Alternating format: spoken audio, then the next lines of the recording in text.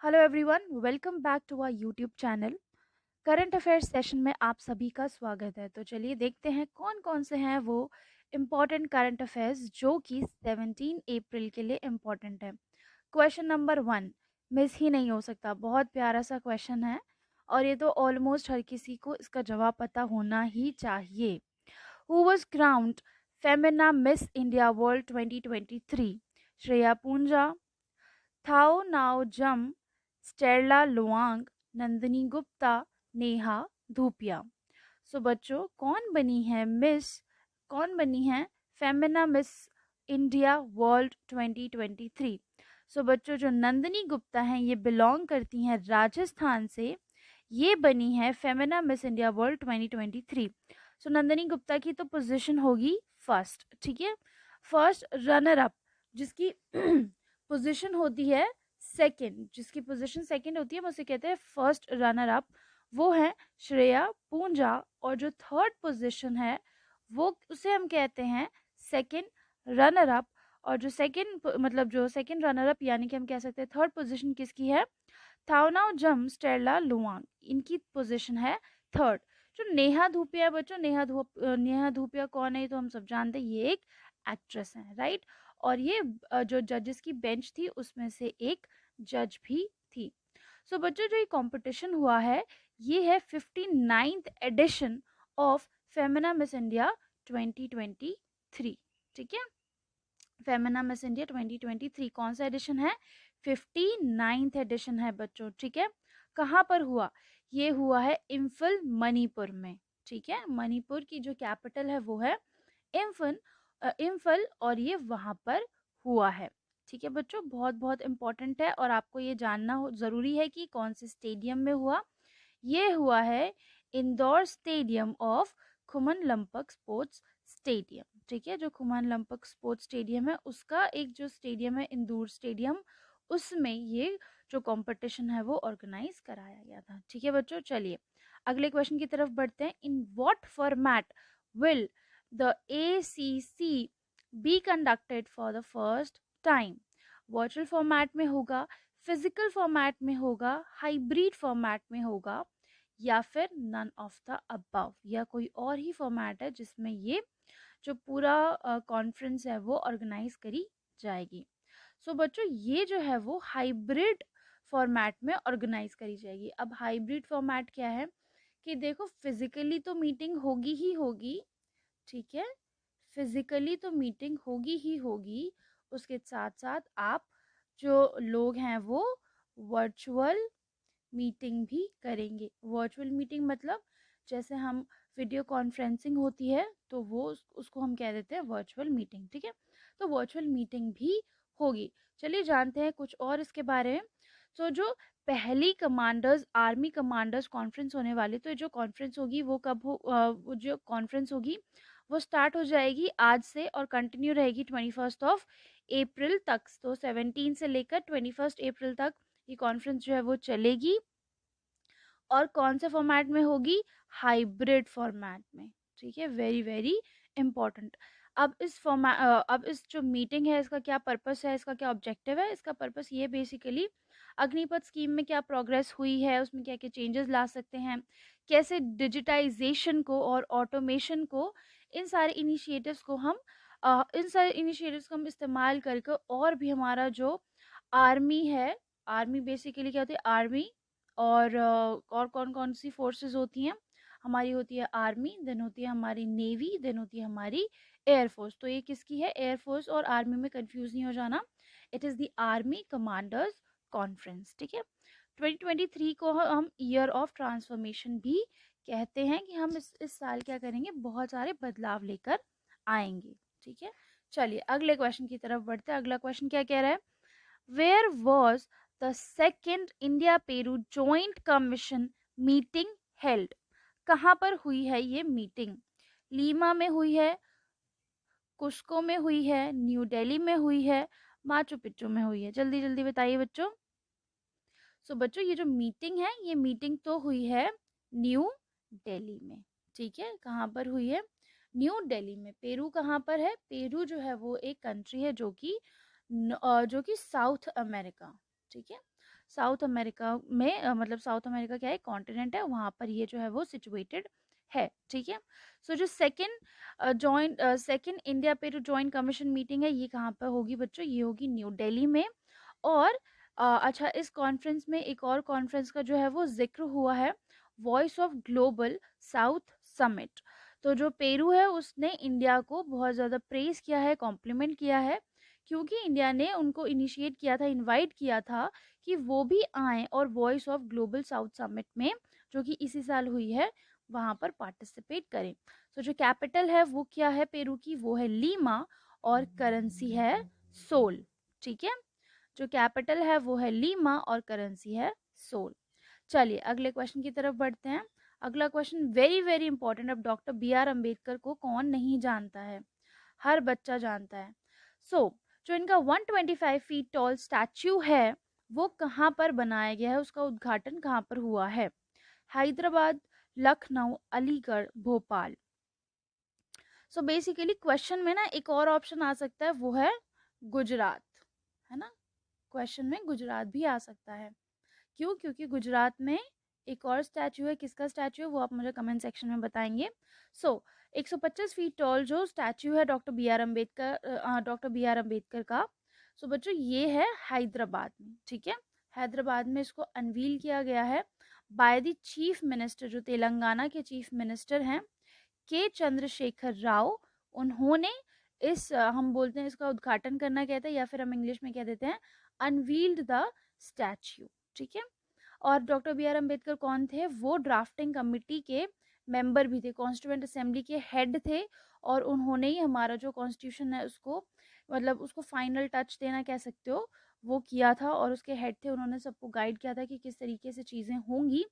और सबसे पहले वो सबसे पहले क्या थे बच्चों, बहुत बहुत इम्पोर्टेंट है, सबसे पहले वो लॉ और जस्टिस मिनिस्टर रहे थे हमारे इंडिया के। वेरी वेरी इम्पोर्टेंट, ठीक है बच्चों। अब ये न्यूज़ में आ गया, इनका स्टैचू बन गया, तो ऑब्वियस ही बात है ये जो क्वेश्चन है वो आएगा ही। और सब जानते हैं कि ऑप्रेस्ड लोगों के लिए, दलित समाज के लिए उन्होंने बहुत ज़्यादा स्ट्रगल किया, काम किया, है ना। और फिर लेटर ऑन वो लाइफ में उन्होंने बुद्धिज़्म को अडॉप्ट कर लिया था, ठीक है। लास्ट में जाकर वो बुद्धिज्म एक रिलीजन होता है, उसको उन्होंने अडॉप्ट कर लिया। ये जो स्टैचू है बच्चों, तो ये बना है स्टेनलेस स्टील में, जिसमें ब्रॉन्ज भी यूज हुआ है, बहुत सारा ब्रॉन्ज यूज हुआ है, बहुत सारा स्टेनलेस स्टील यूज हुआ है, और बेसिकली इसकी जो कॉस्ट है वो अराउंड आई है 146.50 करोड़, ठीक है बच्चों। चलिए नेक्स्ट क्वेश्चन की तरफ बढ़ते हैं। नेक्स्ट क्वेश्चन क्या कह रहा है?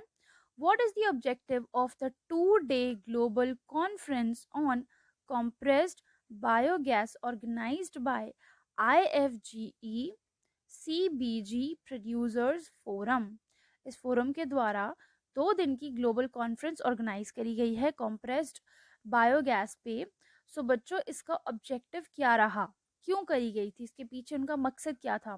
To promote the use of fossil fuels, to identify the areas where policy modifications are not required, to promote development of compressed biogas industry, or none of the above। बच्चों जो reason है या जो objective है वो है ताकि compressed natural gas industry को किस तरीके से डेवलप किया जा सके। इसी वजह से इस फोरम ने ये जो है वो इसी वजह से कॉन्फ्रेंस जो है वो ऑर्गेनाइज करी गई थी। What is IFGE? It is Indian federation of green energy. Fine, Indian federation of green energy basically एक ऑर्गेनाइजेशन है जिसके अंडर, जो कि सारे सेक्टर्स को रिप्रेजेंट करती है, यानी कि अदर दैन कोल, ठीक है, अदर दैन कोल या फिर नॉन रिन्यूएबल एनर्जी जो है वो, other than non renewable energy sector, यानी कि जितने भी रिन्यूएबल एनर्जी सेक्टर्स हैं, जैसे बायोगैस हो गया, सोलर हो गया, विंड हो गया, मिनी हाइडल हो गया, टाइडल हो गया, ये सब क्या है? ये सब सोर्सेज ऑफ एनर्जी, इनके द्वारा हम क्या कर सकते हैं? इलेक्ट्रिसिटी या एनर्जी को प्रोड्यूस कर सकते हैं। विंड मिल्स होती हैं, आपने देखा होगा, सोलर के थ्रू कैसे सोलर पैनल्स लगा के, जियोथर्मल में क्या होता है कि टर्बाइंस लगा दी जाती हैं, फिर डैम्स में बहुत ऊंचे-ऊंचे डैम्स बनाए जाते हैं, वहाँ पर इलेक्ट्रिसिटी जो है जो वो जनरेट की जाती है। तो ये जो जितने भी सेक्टर्स हैं ना, ये एक ऑर्गेनाइजेशन के अंडर आता है, उसका नाम है Indian federation of green energy, ठीक है। सो अब ये कॉन्फ्रेंस जो है वो ये कॉन्फ्रेंस जो है वो रखी गई। इस कॉन्फ्रेंस का बेसिकली क्या पर्पस था? बेसिकली पर्पस जो है वो है कि आप किस तरीके से ज़्यादा से ज़्यादा जो कंप्रेस्ड बायोगैस इंडस्ट्री है उसको डेवलप करें। क्यों? क्योंकि इंडिया का एक ऑब्जेक्टिव है कि 2070 यानी 2070 तक इंडिया जो है वो नेट ज़ीरो कार्बन का जो इमिशन है उस टारगेट को अचीव कर सके। तो उस वजह से ऑब्वियस ही बात है कि अगर आप चाहते हो कि आप कार्बन ना प्रोड्यूस करो तो आपको रिन्यूएबल एनर्जी पे स्विच करना पड़ेगा, और इतना आसान नहीं होता क्योंकि आपको एनर्जी रिक्वायरमेंट भी मीट करनी है। आपको इफेक्टिवली कॉस्ट इफेक्टिव तरीके से, अब ऐसा नहीं कर सकते ना कि आप एनर्जी तो प्रोड्यूस कर रहे हो बट बहुत ज़्यादा कॉस्टली है, तो कॉस्ट इफेक्टिव तरीके से आपको क्या करना है, एनर्जी को प्रोड्यूस करना है। चलिए अगले क्वेश्चन की तरफ बढ़ते हैं, very very important. Who received the Business Leader of Decade Award at the 13th AIMA Managing India Awards? TV Narendran, Kumar Mangalam Birla, Sanjiv Bajaj, Venu Srinivasan. So बच्चों किसको मिला है ये अवार्ड? सो मेरे प्यारे बच्चों ये अवार्ड दिया गया है कुमार मंगलम बिरला को। जो आदित्य बिरला ग्रुप है ना, ये क्या है, उसके चेयरमैन हैं, उनको ये अवार्ड दिया गया है। किसने दिया है ये award? Basically this award has been presented by Jyotiraditya M Scindia, जो कि क्या है, हमारे civil aviation and steel minister है। वेरी वेरी वेरी इंपॉर्टेंट, ये डेजिग्नेशन बहुत इंपॉर्टेंट है। और ये जो मिनिस्टर है ये अपने आप में ही बहुत ज़्यादा फेमस है। लुक्स वाइज तो ये हैंडसम है ही, बट अपने काम के लिए भी ये बहुत ज़्यादा चर्चा में रहते, न्यूज़ में भी रहते, so you should know about him. Next is, when was the Naga Arjun Sagar Sri Salam tiger reserve was established? तो इसको कब establish किया गया था? 1983, 78, 1992 या फिर 2000? तो बच्चों आपको ना कंफ्यूजन हो जाएगा 1993 में और 1978 में, क्योंकि दोनों ही डेट्स जो हैं वो इस टाइगर रिजर्व से मिलती जुलती हैं, मतलब इससे रिलेटेड हैं, क्योंकि 83 में भी कुछ हुआ था और 78 में भी कुछ हुआ था। इसको जो एस्टैब्लिश किया गया था, इसको एस्टैब्लिश किया गया था 1978 में, ठीक है। फिर जब प्रोजेक्ट टाइगर बनाया गया कि हाँ टाइगर को सेव करना है, उनको प्रोटेक्ट करना है, उसके बाद जो है वो प्रोजेक्ट टाइगर के अंडर इस रिजर्व को रिकग्निशन जो है वो मिली थी कि अच्छा प्रोजेक्ट टाइगर के अंदर ये रिजर्व जो है वो आएगा। लोकेशन आप देख सकते हो आंध्र प्रदेश के, यहाँ पर ये जो है यहाँ पर बिलोंग करते हैं। So the state you should know, कौन सी स्टेट में है? आंध्र प्रदेश में ये जो टाइगर रिजर्व है वो सिचुएटेड है। अब न्यूज़ में क्यों है? क्योंकि जो national highway authority of India है, जिसको हम NHAI भी कहते हैं, उन्होंने इस टाइगर रिजर्व के साथ, क्योंकि बहुत फेमस टाइगर रिजर्व है अपने टेम्पल्स की वजह से, अपने टेम्पल्स की वजह से, अपने रिजर्वायर्स की वजह से लोग जो है वो यहाँ पर बहुत सारे आते हैं, राइट। यहाँ पे टाइगर्स भी देखने को मिलते हैं। अब क्या होता है कि बहुत ज़्यादा भीड़ हो जाती है। आपने देखा होगा कि टोल टैक्स पे फास्ट टैग्स यूज़ होते हैं। फास्ट टैग्स क्या करते हैं? बेसिकली जो पेमेंट है वो हासिल फ्री कर देता है, आपको वेट नहीं करना पड़ता क्यू में। आप गए, स्कैन हो गया, आपका जो है वो डन, पैसे जो है वो डिडक्ट हो जाएंगे, राइट। फास्टैग जो है वो ये करता है, फास्टैग में आपको बहुत ज़्यादा, मतलब अगर आप ऐसे फिजिकली जाकर पैसे देकर अगर आप टोल पे करते हो वो थोड़ा सा एक्सपेंसिव रहता है as compare to your fastags, right. उन्होंने उसके साथ क्या कर लिया, टाई अप कर लिया, memorandum of understanding MOU sign कर लिया और कहा कि भाई हम फास्टैग को टिकट की तरह यूज़ कर देते हैं और जो फॉरेस्ट एंट्री पॉइंट्स हैं वहाँ पर फास्टैग से पेमेंट जो है वो हो जाएगी, ठीक है। थोड़ा सा जान लेते हैं इस टाइगर रिजर्व के बारे में। बहुत बहुत इंपॉर्टेंट एक न्यूज़ कि 1992 में इस टाइगर रिजर्व को दोबारा एक नाम दिया गया था, और वो नाम क्या था? वो नाम था Rajiv Gandhi wildlife sanctuary, ठीक है। Rajiv Gandhi wildlife sanctuary 1992 में, ठीक है। अब जैसे मैंने बताया इसको स्टैब्लिश किया गया था 1983 में, इसको स्टैब्लिश किया गया था। इसको सेंचुरी जो है वो डिक्लेयर किया गया था 1978 में, और 1983 में क्या हुआ, इसको प्रोजेक्ट टाइगर के अंडर रिकॉग्नाइज कर दिया गया था। ठीक है बच्चों, so it was established in 1983 after कि इसको प्रोजेक्ट टाइगर के अंडर रिकॉग्नाइज किया गया था। पहले क्या थी, ये सेंचुरी थी, उसके बाद ये वाइल्ड लाइफ रिजर्व बन गई। ठीक है, next is your next is who has emerged as the India's biggest trading partner in 2023। So बच्चों जो ये वाला क्वेश्चन है इसका जो आंसर होगा वो होगा 19 इसका जो आंसर होगा 1978 ही होगा। ठीक है, तो who has emerged as India's biggest trading partner in 2022 to 2023। किसके साथ इंडिया में, किसके साथ जो है वो ट्रेड सबसे ज़्यादा किया गया है। तो इस ईयर में 2022 से लेकर 2023 में देखो इंडिया का जो ट्रेड है वो यूएस और चाइना के साथ ज़्यादा रहता है, right.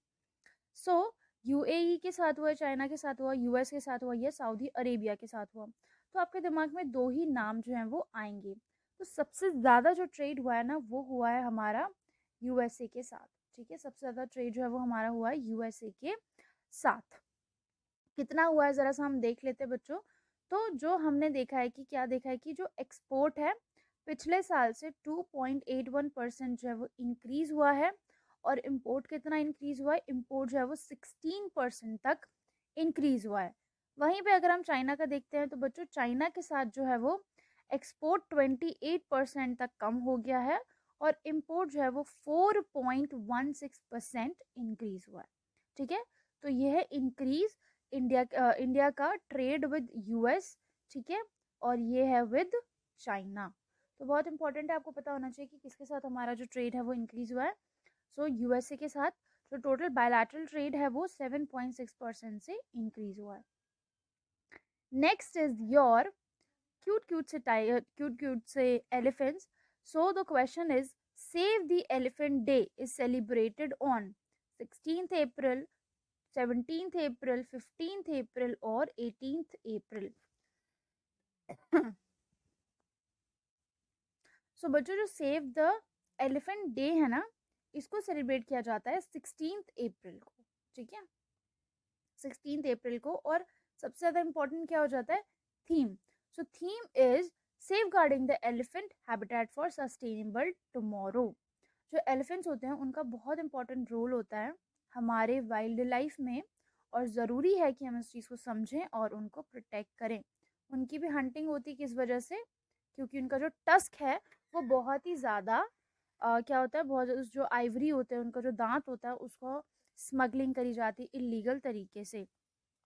Your last question is who has been appointed as the new chief investment officer of LIC। कौन बने हैं chief investment officer of LIC। First option is Ratnakar Patnaik, PC Paikaray, PR Mishra, Tablesh Pandey. तो बच्चों चार ऑप्शन आपके पास, आपको बताना है कि चीफ इन्वेस्टमेंट ऑफिसर LIC के कौन अपॉइंट किए गए हैं।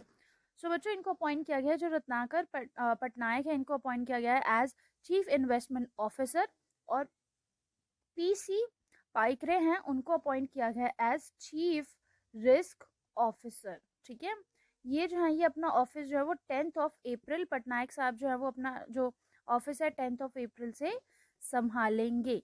ठीक है, LIC कब एस्टैब्लिश हुआ था, LIC एस्टैब्लिश हुआ था 1 सितंबर 1956 को, और ये इंडिया का सबसे बड़ा लाइफ इंश्योरेंस कॉर्पोरेशन है जो कि पब्लिक सेक्टर के अंडर आता है। हेडक्वार्टर वेरी वेरी इंपॉर्टेंट कहाँ पर है, मुंबई में। इसके CEO कौन है, very very important, Siddharth Mohanty. Fine, so that's all for this today. So I hope you guys liked the session. Kindly like, share, comment and subscribe to our channel, and you can visit our website for current affair PDFs and exam related content. Thank you everyone.